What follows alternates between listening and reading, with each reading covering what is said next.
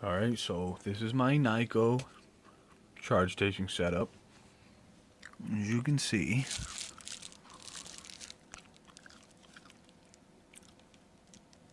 I had to jerry-rig something to get the controller to sit right,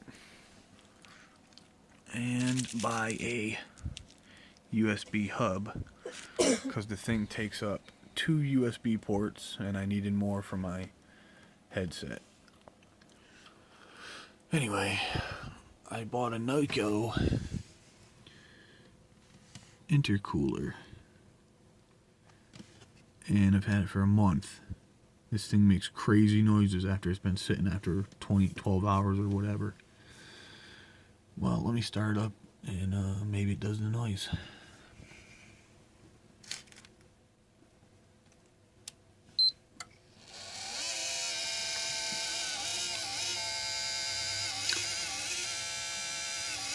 Yep, there's the noise. It actually gets louder than that. So sometimes I usually tap it.